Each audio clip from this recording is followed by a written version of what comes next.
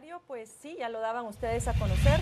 El día de ayer la CICIG pues da a conocer los resultados de una nueva investigación que involucra al vicepresidenciable por el partido líder y a dos diputados al Congreso de la República.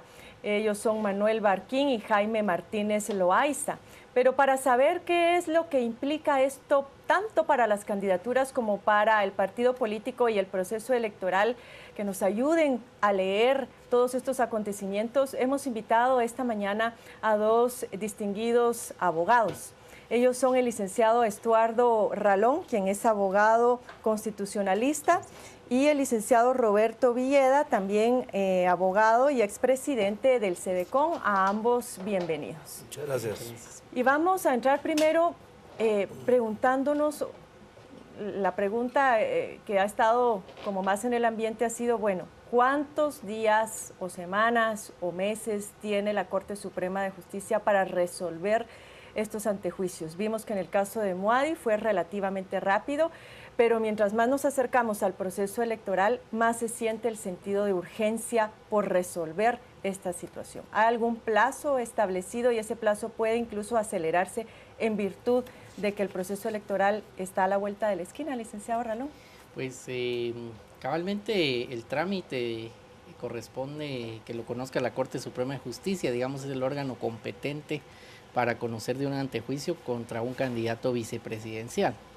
La ley lo que establece es un plazo máximo y el plazo máximo que establece es de 60 días. Como es un plazo máximo, pues obviamente podría haber antes una resolución y para llegar a esa resolución se debe de cumplir que se designe un juez pesquisidor, que puede ser uno de los miembros del Pleno de Magistrados de la Corte o bien algún magistrado de la Corte de Apelaciones. Ese juez pesquisidor es el que tiene el plazo máximo de 60 días para rendir su informe y luego decidirá la Corte si retira la inmunidad o no. El retiro de la inmunidad o no está regulado en la ley electoral como un efecto automático de separación del ciudadano de una candidatura. Es un tema que no está abordado en la ley de antejuicios como tal. Lo que sí señala cuando es un funcionario es que se retira la inmunidad y hasta que haya un auto de prisión preventiva del juez que está conociendo la investigación, queda separado del cargo del funcionario, por lo que uno por analogía podría pensar que pues si se retira la inmunidad no se tiene separado necesariamente de la candidatura, sino que en tanto no haya un auto de prisión preventiva en el proceso, quedaría la persona separada de la candidatura. Esto es algo que se tendría que ventilar en tribunales o incluso hasta la misma Corte de Constitucionalidad, ya que no está en forma expresa regulado en qué momento pierde este ciudadano su candidatura en caso se retire la inmunidad. Sí lo dice para los funcionarios, no lo dice así para los candidatos. Y no es algo que decida únicamente el Tribunal Supremo Electoral, sino que tendrían que entrar también a Corte Suprema y en su momento posiblemente la Corte de Constitucionalidad. Así es. Ahora bien, sabemos que tenemos unas cortes integradas de una forma bastante opaca y eso fue el tema del año pasado y los primeros meses de este año. Hasta ahora la Corte Suprema pareciera que ha marcado distancia política de algunos de estos casos. Pero ¿qué pasaría en el escenario de que en este caso en particular, por la gravedad del mismo, porque ahora se involucra a un candidato vicepresidencial, le diera largas al asunto como el Congreso le ha dado largas hasta el momento para conocer finalmente o para decidir sobre si retira la inmunidad al presidente Otto Pérez Molina o no? Sí, ahí ya depende de la voluntad política de la Corte Suprema de Justicia, que hasta cierto punto pues, se puede afirmar que ha sido consecuente en la tramitación de los antejuicios que esta coyuntura política ha generado. Entonces, valdría la pena que la Corte, pues dentro de los plazos de ley, le señale un término al juez pesquisidor para que rinda su informe, ¿verdad? Porque es otro de los vacíos que tiene la ley de antejuicio, que un término perentorio y que el juez pesquisidor tenga que rendir ese informe rápidamente y ellos resolver. Pero eso no le quita el derecho a la autoridad electoral, al registro de ciudadanos, de revisar la resolución a través de la cual inscribió a esa planilla. O sea, la autoridad electoral también tiene facultades para dictar medidas, digamos, cautelares. Preventivas. Preventivas, en resguardo del bienestar de la ciudadanía, en la búsqueda del bien común. Ajá. Entonces, no tendría que esperarse para suspender o revocar esa inscripción, esa candidatura. Menos ahora posiblemente con lo del artículo 113, que es lo que se aplicó en el caso de Alfonso Portillo por la notoriedad de su situación. Y en este caso, pues lógicamente, si la Corte Suprema de Justicia decidiera que sí ha lugar al antejuicio, pues eso pareciera que automáticamente es como decir, bueno, esta persona no es idónea y hay suficientes dudas en cuanto a su honorabilidad como para mantener esa inscripción. ¿Podría el Tribunal Supremo Electoral impedir que corra esa candidatura? Yo creo que este tema es un tema bastante importante porque debemos verlo no solo en el corto plazo, sino en el largo plazo. El artículo 113 de la Constitución es un artículo que no está desarrollado en la ley electoral. Este tribunal lo utilizó en este proceso para no permitir la solicitud de inscripción de la candidatura de Alfonso Portillo, digamos, y de otros candidatos. Pero estas personas no tenían su credencial de candidato, es decir, lo utilizó en la etapa en donde todavía estaba analizando y calificando esa idoneidad que tiene un momento oportuno para hacerse. Corresponderá a los tribunales, y si esto llega a la Corte, señalar cuál es el alcance y los parámetros de aplicación del 113, ya que la ley electoral no establece cuáles son y no lo desarrolla. Pero el artículo 16 también de la Ley de Probidad y Responsabilidad de Funcionarios Públicos también habla de esa capacidad y de esa idoneidad. Y voy a hablar del precedente.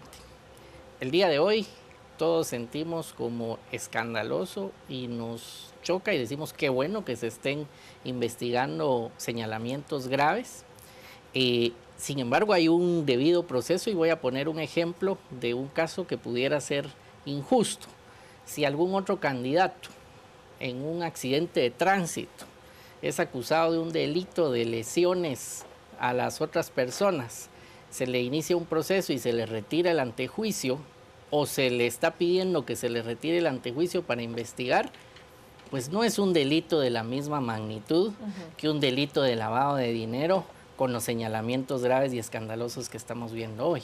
Entonces, ese artículo hay que ponerle parámetros de aplicación porque no es el simple hecho de pedir que se... Exactamente. Cerrar, digamos, las puertas de la subjetividad a ultranza. Por ejemplo, ¿a qué tipo de delitos y de qué gravedad y qué magnitud debiera ser aplicado el artículo 113? Porque si dejamos abierto que sea cualquier delito, también podría ser un artículo 113 que le dé una discrecionalidad y subjetividad al tribunal de estar descalificando candidatos de manera arbitraria, y creo que eso tampoco es sano para la democracia y la república. Solo una pregunta rápidamente antes de irnos a redes sociales con el licenciado Villeda, y es el hecho de que eventualmente pudiera verse afectada la inscripción de Edgar Barquín como candidato vicepresidencial.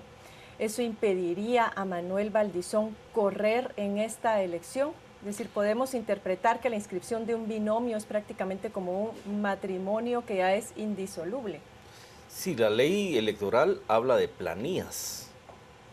Habla de planillas y los vincula. Difícilmente se puede llevar a cabo una elección, o no debiera llevarse a cabo una elección individual, sino que tiene que ser por planillas. Porque ¿qué sucede si después de la elección fallece el candidato electo? Ya no hay cómo llenar ese vacío, ¿verdad? Ese es el sentido del presidente y vicepresidente. El vicepresidente es el sustituto inmediato del presidente para cualquier eventualidad. Y si se hiciera algo así como se hizo en este caso tras la renuncia de Roxana Valdetti, que el presidente nombra a 3 personas que conoce el Congreso de la República y de ese listado de 3 personas elige un vicepresidente. No, pero estamos en el supuesto de que se deja participar a un candidato a la presidencia. Así es. Gana la elección y es candidato electo. No ha tomado posesión, ¿verdad? Pero por una circunstancia imprevista, fallece antes de tomar posesión. Ah, ya. Usted está hablando de ese momento y ese vacío, pero sí en el otro escenario en donde él sí llegara y tomara posesión, ¿podría elegir su vicepresidente utilizando este mecanismo que se utilizó ahora? No, porque debe ser electo por el pueblo. La Constitución vincula, y la ley electoral vincula al presidente con el vicepresidente, porque él es su sustituto. Y siempre van ligados. Si no hay vicepresidente, no puede haber presidente para efectos de la elección. Entonces, definitivamente, esa planilla pues está en peligro de desaparecer de la papeleta. ¿No? Desde el momento en que actualmente tendría el partido que hacer asambleas municipales, tendría para elegir delegados a Asamblea Nacional que eligiera al candidato, a los candidatos a presidente y vicepresidente. Sí. Pero el periodo de inscripción igual ya se cerró. Está cerrado. Entonces, sí es un efecto de mucho impacto en la candidatura de estas dos personas. Vamos a volver nuevamente sobre este tema, pero es interesante también conocer qué está opinando la gente desde sus hogares acerca de este caso, Carolina. Así es, Carmen, tenemos bastante participación. La pregunta que le planteamos desde la mañana es qué efectos tendrá la acusación de CICIG al vicepresidenciable del partido líder, algo que está totalmente relacionado con la entrevista del día. Participación de Gonzalo Salguero en la página de Facebook. El partido líder podría quedar fuera de la contienda electoral. Carlos Moncada. Buena prueba para el Tribunal Supremo Electoral. Deberán ser consistentes en su actuar y revocar la inscripción de los implicados de este nuevo escándalo. Por parte, si las grabaciones son de 4 a 6 años atrás y el Ministerio Público sabía de esto, los exfiscales incurrieron en omisión de denuncia y deberían ser juzgados por incumplimiento de deberes. Tenemos también a Hugo GS, los efectos que está tomando, esto es que la CICIG está comprando a todos los caciques de Guatemala, a todos los cabezas que siempre han administrado económicamente a los partidos políticos. Denis Tiul dice: ¿qué ha pasado con los del caso La Línea, con el caso Valdetti, con el caso del X, con el caso de los diputados que tenían ingresos extras y jugosos por plazas fantasmas, además de los miles de quetzales que le dan a eso? Es el cuestionante por parte de Denis Tiul. Axel Fernando Zacarías, de que no tenemos que votar por el partido líder, es lo que nos dice, ese será el impacto. Luis Zamora, no tendría ningún efecto. La gente que nos enteramos de esta noticia solo estamos confirmando lo que ya sospechábamos, y en el caso de la gente que los apoya, lo hacen incondicionalmente. Mario Enrique, si las manifestaciones menguan, lo más seguro es que no pase mayor cosa, pero debemos manifestarnos como el caso de Valdetti. El pueblo tiene poder para pelear cosas buenas para Guatemala. Este es el momento. Rigo Ramos, si cayó una vicepresidenta que estaba en el poder, no. Esta es parte de lo que nos dan a conocer en las redes sociales. Vemos entonces opiniones bastante divididas, Carmen. Algunas personas que consideran que no llegará a pasar nada, otras personas que están felices por el actuar de la Comisión Internacional contra la Impunidad en Guatemala y cómo ha salido a la luz distintos casos de corrupción en nuestro país. Regreso con usted y la entrevista. Gracias, Carolina.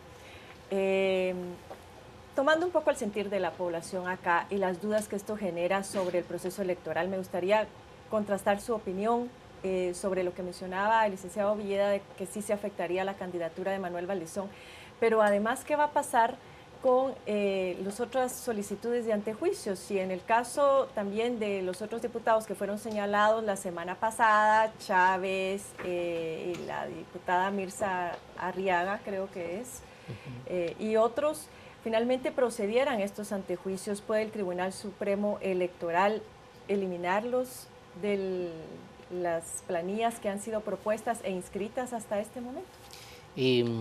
Yo creo que el Tribunal Supremo Electoral no tiene una facultad discrecional de aplicar el artículo 113 en este momento. Sí creo que tiene la obligación de tomar en cuenta el artículo 113 cuando evalúa las solicitudes de inscripción de los candidatos. Y en ese momento de evaluación, si aplica el artículo 113 y el candidato no está conforme, existe un debido proceso para ver si los parámetros bajo los cuales los aplicó el Tribunal Supremo Electoral son correctos o no. Es decir, que ya inscritos, ¿usted cree que ya no mi manera de entender, o sea, no es la ley que queremos, pero lamentablemente es la ley que tenemos hoy.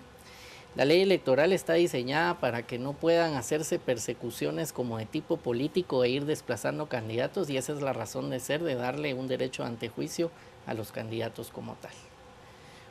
Si esa es la lógica de la ley electoral, ¿qué tendría que pasar para que líder no participe en esta contienda? A mi criterio, lo que tendría que pasar es que ese juez pesquisidor encuentre indicios y recomiende que se retire la inmunidad, que la Corte Suprema de Justicia le retire la inmunidad al candidato vicepresidencial y que el juez que está controlando la investigación dicte un auto de prisión preventiva en contra del candidato vicepresidencial. En ese momento quedaría separado el ciudadano de su candidatura a vicepresidente, y por estar cerrado ya el procedimiento de inscripción de candidatos y no tener binomio presidencial, el Tribunal Supremo Electoral revocaría la credencial presidencial a Manuel Valdizón porque no puede competir con una planilla presidenciable como la ley establece. O sea, para mí esa sería la secuencia de actos. Si el Tribunal Supremo Electoral revoca antes, creo que sería una revocación ilegal, prematura, y que sujeta a discusión de la Corte Constitucional. Eventualmente, si no se da esta secuencia que estoy mencionando, podría dejarse sin materia la revocación y vuelva a estar en la planilla y en la papeleta. Y por eso es muy importante como respetar la secuencia de los procesos, porque este proceso electoral ya está sumamente accidentado, y si entramos a poner en duda que el Tribunal Supremo Electoral está jugando un papel o que no es imparcial o que es arbitrario o que es discrecional, creo que la poca credibilidad que hay en él se esfumaría, y creo que eso no es beneficioso para los ciudadanos. ¿Está usted de acuerdo con ese argumento, licenciado? Sí, pero no. Sí, fíjese, existe el principio de la revocabilidad. Cualquier autoridad tiene la potestad de revisar sus resoluciones o sus decisiones y revocarlas. Eso está en la ley del organismo judicial, ¿verdad? También existe la enmienda del procedimiento. Todo lo del antejuicio es un tema de materia penal. O sea, eso ya es para sancionar penalmente a un candidato. Aquí estamos ante dos fenómenos. Uno que es el clamor por la regeneración del Estado, que es lo que quiere el pueblo, que vio que el Estado se había ido corrompiendo y se corrompió de tal manera, y ya el pueblo ya no quiere que eso sea así. No solo en Guatemala, sino que lo vemos en México, lo vemos en Honduras. Que se quiere retomar el control. Que el pueblo quiere una dirección honrada, honesta, que los funcionarios y los empleados públicos sean honrados, y ahí está en la Constitución. Entonces, aquí hay un indicio de falta de honradez, ya lo señaló, no es arbitrario. Hay pruebas. Hay pruebas. Una entidad internacional investigadora que goza de la confianza de la comunidad internacional está diciendo, aquí hay indicios de criminalidad. Entonces... ahí se descartaría lo de los motivos políticos y espurios. Claro. No es una acusación, sino que es algo pues de una entidad internacional que goza del respaldo de la ley y que goza de la confianza internacional. Hay un señalamiento, ¿verdad? Entonces, esa candidatura debe ser suspendida. Debe dejarse, por el momento debe ser suspendida. Porque ¿cómo va a ser que una persona que tiene en duda su honradez llegue a ocupar un cargo público? Debe ser suspendida. Es como en el caso este del momento, presidente. antes de que la Corte Suprema de Justicia diga si sí otorga o sí, no. Porque eso ya es tema penal. Eso ya es tema penal para ver si a él se le impone una pena de acuerdo a lo que establece el Código Penal y se le manda a prisión a que la cumpla. Esto es simplemente proteger a la ciudadanía. Y eso sí sería facultad del Tribunal Supremo Electoral. Del registro de ciudadanos. Del registro de ciudadanos, que fue el que concedió la inscripción.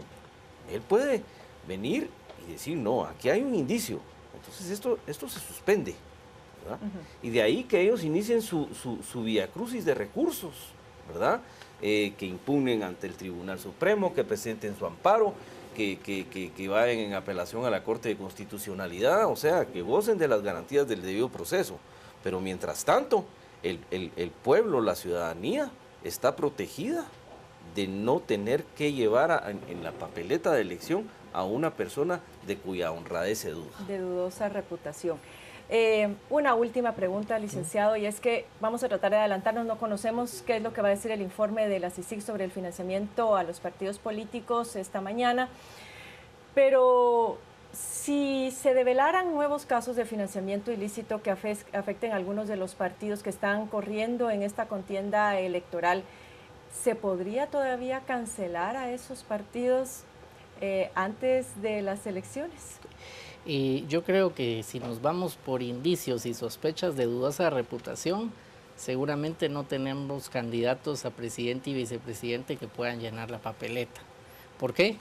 Porque van a haber señalamientos o indicios de que actuaron bien o mal, incluso pueden ser generados por los mismos partidos políticos. Por eso es que los parámetros de aplicación son fundamentales. El informe de la CICIG yo creo que puede dar un marco conceptual de decir cosas que no nos sorprendan a los guatemaltecos, porque son esos como secretos a voces, como cuando se ha destapado cada uno de los escándalos, que creo que a nadie nos sorprendió. Nos sorprende que se estén poniendo a la luz, pero no era de que nadie se imaginara que estuviera así. Entonces yo creo que podría dar un contexto en donde uno podría suponer de que muchos participantes políticos de otros partidos también están involucrados. En este mismo caso, por ejemplo, los señalamientos son en el año 2011, gobierno de la UNE, donde, por ejemplo, si se profundiza la investigación, no sabemos si el otro partido que va liderando puede salir implicado.